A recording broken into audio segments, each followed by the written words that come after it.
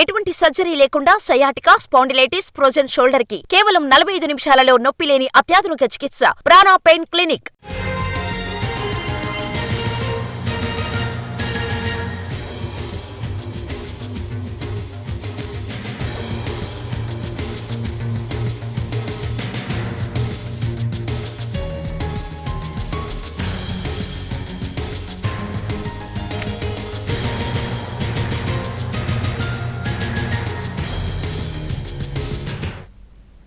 Mega brother Nagababu త్వరలో AP cabinet లో చేరనున్నారు. జనసేన ప్రధాన కార్యదర్శిగా ఉన్న నాగబాబును మంత్రివర్గంలోకి తీసుకోనున్నట్లు సీఎం చంద్రబాబు తెలిపారు.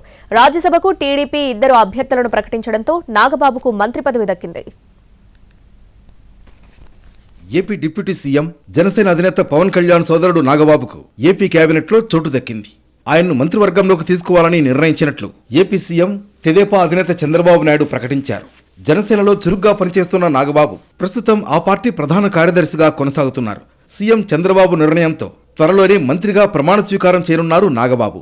ఏపీలో అసెంబ్లీ స్థానాల సంఖ్యను అనుసరించి 25 మంత్రి పదవులకు అవకాశం ఉంది. కానీ ప్రస్తుత మంత్రివర్గంలో 24 మంది ఉన్నారు. జనసేన నుంచి ప్రస్తుతం పవన్ కళ్యాణ్, కందుల దుర్గేష్, నాదెండ్ల మనోహర్ మాత్రమే మంత్రులుగా ఉన్నారు. అయితే కూటమి పొత్తుల్లో భాగంగా జనసేనకు 4, బీజేపీకి 1 మంత్రి పదవి ఇవ్వాల్సి ఉంది. భర్తీ కావాల్సిన ఆ ఒక్క స్థానం జనసేన నుంచి ఖరారు కావాల్సి ఉంది. ఈ క్రమంలో నాగబాబును మంత్రిమండలిలోకి తీసుకోవాలని నిర్ణయించారు సీఎం.